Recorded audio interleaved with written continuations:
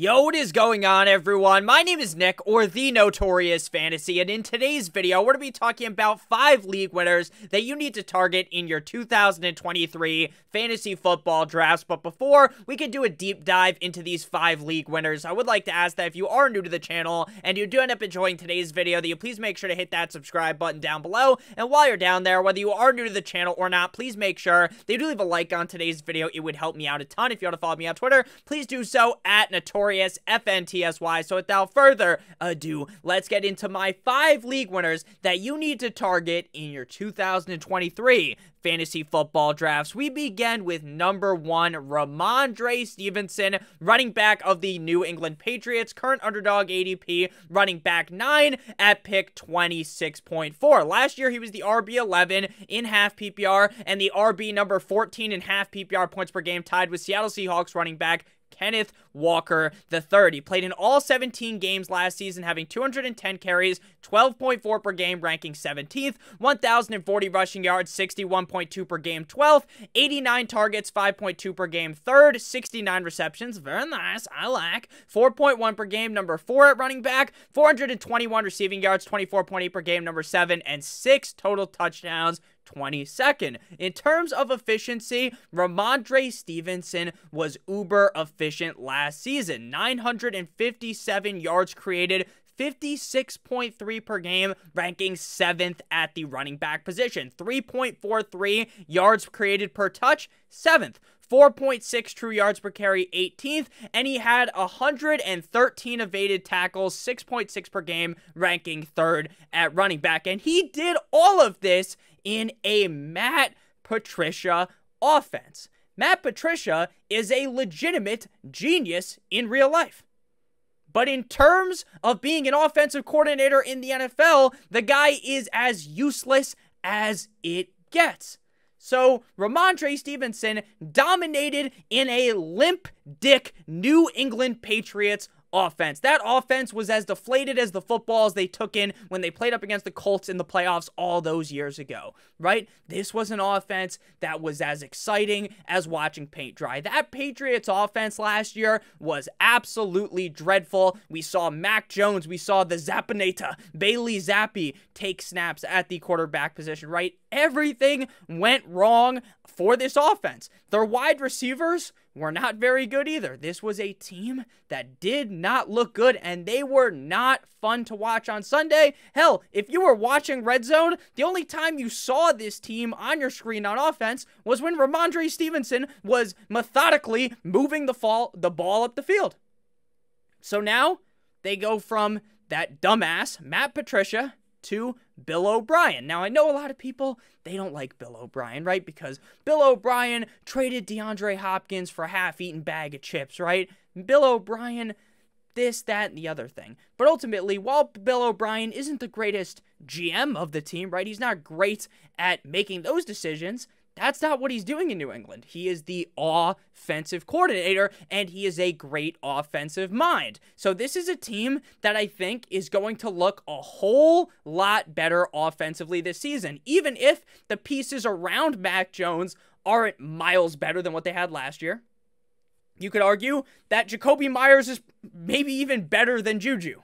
So it's not like magically Jerry Rice is out there again for the New England Patriots. But again, I believe heavily in Rhamondre Stevenson. The competition around him is very little. What is Pierre Strong going to take over as the lead back and take away some serious carries from Rhamondre Stevenson? No, maybe he'll get some targets, but Rhamondre Stevenson doesn't need to get 120 targets to succeed at running back, right? If he gets around 80 plus targets, he had 89 targets last year, he is going to be just fine. Again, I expect this New England offense to score a lot more, and that is going to help out Rhamondre Stevenson a ton. Again, only 6 total touchdowns last year. Wouldn't be shocked if that was top 10 this year. Rhamondre Stevenson, again, an excellent pass catcher, which is crucial to dominating in fantasy football nowadays. Most leagues are half PPR or full PPR, so I think Rhamondre Stevenson is in for yet another big season, and I think he is going to outperform his RB11 finish last year in half PPR and his points per game finish at running back number 14. Moving now to player number 2, we got another running back also in the AFC East,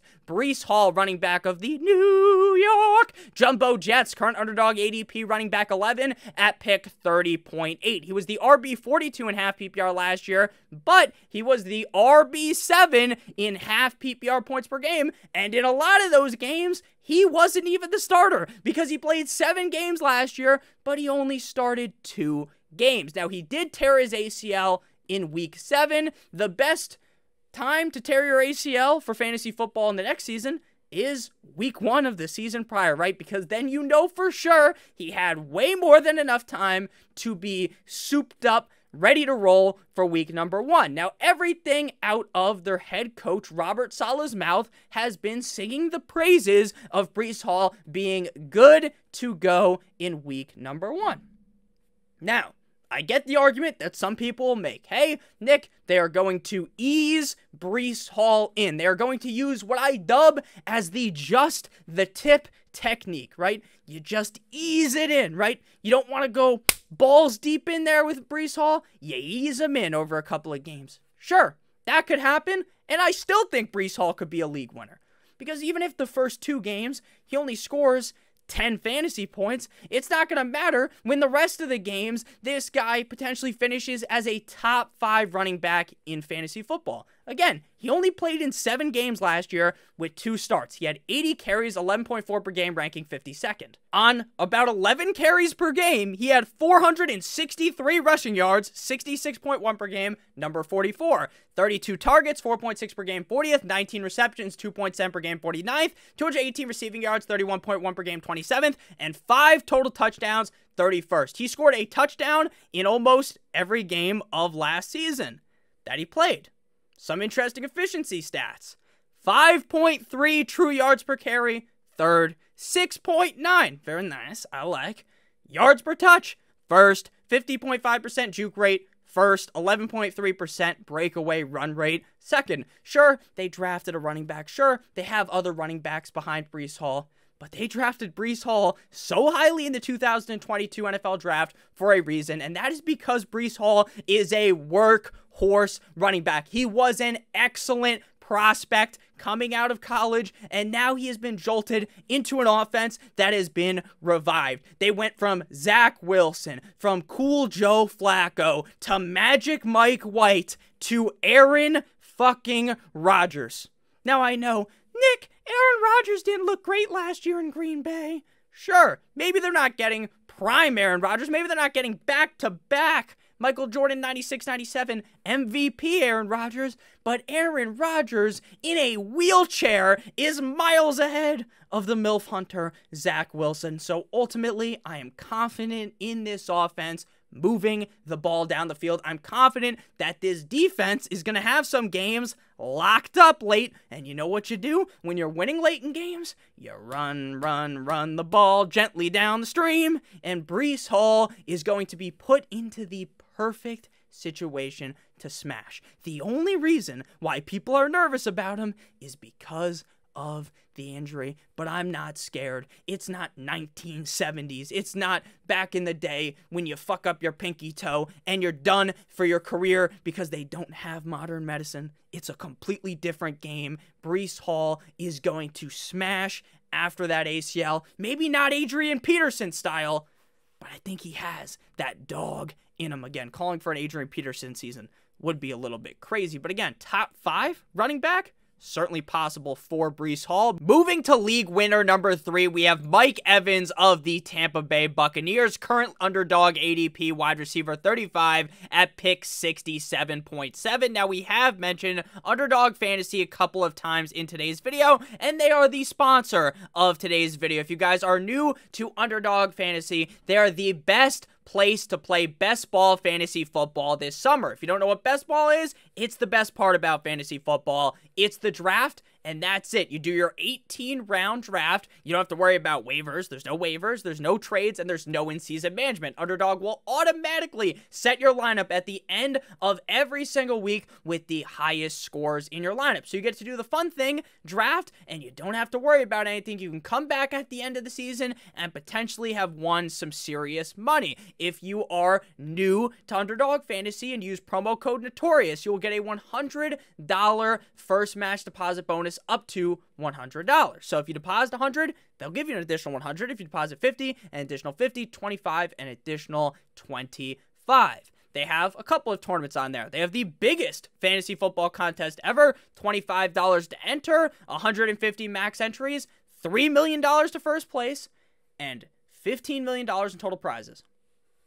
If you're thinking, hey, I'm new to this, I want to just ease things in, that's okay. They have the Chihuahua, brand new, $4 to enter, 25 max entries, $25,000 to first place, and $250,000 in total prizes. If that sounds interesting to you, make sure you guys check that out. Link in the video description, as well as in the pinned comment. So moving back to things, Mike Evans. Now, again, coming off the board on Underdog, wide receiver 35 at pick 67.7.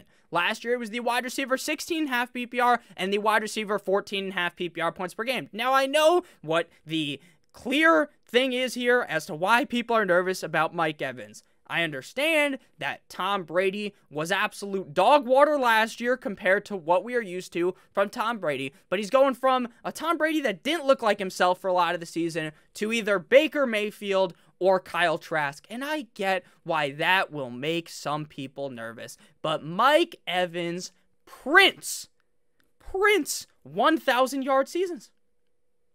He does it every single year, without a doubt. He's done it with Jameis. He's done it with Brady, and you better believe he can do it with Baker Mayfield. He could do it with Kyle Trask. You could go out there and play quarterback, and he's going to get it done. 15 games played in 2022, 128 targets, 8.5 per game, number 17. 77 receptions, 5.1 per game, 21st. 1,124 receiving yards, 74.9 per game, 12th. And 6 total touchdowns, 20th. Again, to further reiterate why Tom Brady wasn't the best, I know Tom Brady's got a lot of defenders all over the internet. 6.9 target accuracy for Mike Evans, 79th, right? Not what you're used to coming from Tom Brady. 8.8 yards per target, 26th. 14.9 yards per reception, 19th. At wide receiver 35, what people are basically saying is that Baker Mayfield or Kyle Trask, I think it's going to be Baker Mayfield, literally cannot throw the football. Like, they cannot fathom that they could throw the ball in any radius to Mike Evans to where he could catch it. Jameis Winston was great with Mike Evans, right? Mike Evans dominated with Jameis Winston. He would dominate it in college with Johnny Football throwing him the ball. Okay, I like Johnny Football. I do. He's so fun to watch in college. But it's not like Johnny Football's making the best decisions out there. And Mike Evans is dominant. Like fucking 50 Shades of Grey style out there. Okay? So I get it. Oh man. Baker Mayfield. Oh man. Kyle Trask. Don't worry. Because Mike Evans is so good, it's not going to matter who the quarterback is. I'm not saying that he's going to finish as a top 5 wide receiver. That's crazy. But when you're drafted as wide receiver 35, if he finishes in the top 16, 17, 18, which shouldn't be a shock to anyone who has followed Mike Evans his whole career, that's league winner, in my opinion, because of where he is being drafted, and it doesn't seem like anyone is willing to move him up, right? He gets drafted around wide receiver 30 to 36, 37, 38, every single draft I have been in. Moving now to player number 4, we got David Njoku, the Chief, tight end of the Cleveland Browns, underdog ADP, tight end 9 at pick 103.1, tight end number 13 in half PPR last season, tight end number 9 in half PPR points per game. He played in 14 games last season, 80 targets, 5.7 per game, number 11 at tight end, 58 receptions, 4.1 per game, 8th, 628 receiving yards, 44.9 per game, 8th, and 4 total touchdowns, 12th. This guy was pretty efficient, in my opinion. Now, he's not the most efficient tight end out there. He's not Travis Kelce. He's not Hawkinson. He's not Andrews. He's not George Kittle, right? But that's okay. That's okay. 21.9% dominator rating in the Browns offense, 7th. 1.74 yards per route run, 10th. 7.9 yards per target, 11th. 1.37 yards per team pass attempt, 8th. 7.1 target accuracy, 31st. Now, the reason why I am going to be screaming to the mountaintops all summer about the Chief, David Njoku, is because of the quarterback situation. Last year, Jacoby Brissett was way better than I thought he was going to be, and I've talked about this a bunch. I was shocked that Jacoby Brissett played as well as he did because I'm a Dolphins fan, and Jacoby Brissett was terrible as a Dolphin. He was. And anyone who says otherwise wasn't watching, or wasn't watching, like, needs their eyes checked, right? It just was not the case, but he looked really good in Cleveland. And then they get to Watson, and Watson, legitimately, it was the worst I have ever seen that man play in his life. Now, I know Watson isn't a guy that a lot of people like to root for, and I get why.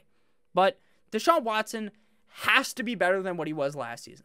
If he comes out there and plays how he did last season, with all that money put his way, right? They backed up the Brinks truck. They gave him one of those lottery checks. You know when you win the lottery, it's that giant check? Mr. Big Checks, Antonio Brown style, right?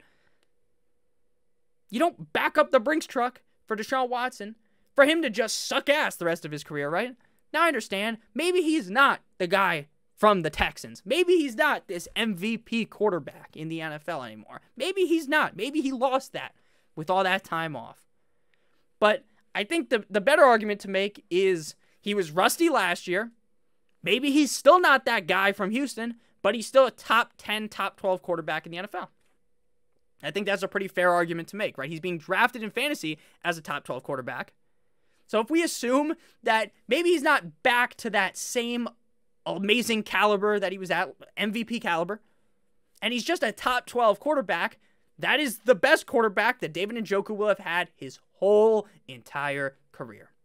Now, it's important to note that this video is being recorded in June. And there's been rumors about maybe D-Hop comes to Cleveland. If DeAndre Hopkins shows up to Cleveland, they roll out the red carpet, then I'm backing up on David Njoku. Because then you have Nick Chubb, who I love. You have Amari Cooper. You have Elijah Moore. There's a lot of people hyping up Elijah Moore. You have Njoku. You have DPJ. There's a lot of cooks in the kitchen. And while that would certainly be great for Deshaun Watson, it would not be great for David Njoku. But as of right now, I'm not saying, again, DeAndre Hopkins is locked to go there. I don't even think he is. So I still like David Njoku a ton. I think this is going to be his best year yet. And again, while I mentioned those names like Hawkinson, Kittle, I don't think he's like up to that echelon as those guys. But would you be surprised if Njoku was a top 5 tight end, if this Cleveland's offense really accelerated to the next level and excelled this season? I wouldn't be. So I'm all over David Njoku. Moving now to the final league winner. This is a guy that I've poo-pooed in the past, but I've done a full 180 on. Geno Smith, quarterback of the Seattle Seahawks, underdog ADP, quarterback 15 at pick 113.8. Quarterback 5 last season, quarterback 11 in points per game. Now, I was someone that heavily talked about Geno as being terrible going into last season. When you looked at Geno Smith's career, and if you watched Geno Smith play, you would have probably came to the same conclusion I came to before last season, and it is that Geno Smith reeks. Geno Smith stinks to high heaven. Geno Smith obviously took that personally, Michael Jordan style. Fuck you, bitch. I took that personally, that type of thing, right? He didn't write back. You know, Geno smashed last year, and he looked good. Efficiency stats. He was 17th in true passer rating, 6th in QBR, 10th in red zone accuracy, 3rd in deep ball accuracy, and 3rd in under pressure accuracy. 3rd. And now Geno gets more receivers. He gets a better offense. Not only do they have DK Metcalf and Tyler Lockett, they draft the best wide receiver prospect, in my opinion, and in the opinion of most, in the 2023 NFL Draft. They also happen to bring in another second-round running back that can catch passes. So they have Metcalf, Lockett, Jackson Smith-Njigba, Zach Charbonnet, and Kenneth Walker III. And they also have some tight ends. They got Noah Fant and then some other guys that they can throw the ball to, right? This offense is loaded to the gills. So even though, again, I think Geno's a big product of his environment, he was still efficient last year, and the offense got even better. And he also has some sneaky, Sly Cooper style from the PS2 game, rushing upside. 68 carries last year, 8th at quarterback, 366 rushing yards, 8th, and 1 rushing touchdown, 20th. He had 572 passing attempts, 33.6 per game, 9th, 4,282 passing yards, 251.9 per game, 8th, 30 passing touchdowns at a 5.2% rate, 4th. Now, passing touchdown rate is something that I harp on a lot on this channel. Make sure if you've enjoyed today's video, you hit that subscribe button, you hit that like button down below, but I talk about it a bunch. If a quarterback, for instance, throws for a 6.9, 6.5% rate, and I don't think they're very good. It's pretty likely that that is going to fall back to the medium, closer to 5. Geno threw 30 passing touchdowns at a 5.2% rate. To me, that is something that is repeatable. It's not like he did 30 touchdowns at a 6-7% rate, which is just outrageous for a guy like Geno Smith to do, right? He didn't do that. 11 interceptions, 10th. Again, sneaky rushing upside. He's not going to go out there and run like Kyler Murray, how Kyler Murray runs with the football, like he's a child who stole his parents' phone and he's sprinting away to go play Clash of Clans in the corner, right? That's not what he's not. Kyler. He's not Lamar Jackson. He's not Mike Vick. He's not Justin Fields. He's not those guys. Jalen Hurts running the ball. But he doesn't have to be. Just a little bit of rushing upside matched with a loaded to the gills offense. And Geno Smith, people are sleeping again. He's quarterback 15. He finished his fucking quarterback 5 last year. Top 12 in points per game. Quarterback 15. Make it make sense. No, I know. Nick, you had it ranked lower than quarterback 15 in your last quarterback rankings video. Well, guess what? That's why these things change. I'm moving him on up. I'm really excited for Geno on Underdog. I've been jamming Lockett, JSN, Geno on my team. I love that stack. I'm going to keep smashing it on Underdog Fantasy. Again, if you're new to Underdog, make sure you click on the link in the video description for that first match deposit bonus of up to $100. I love you guys all so much. I hope you all have a great rest of your guys' day. And as always, hit that like button, hit that subscribe button. Good boy.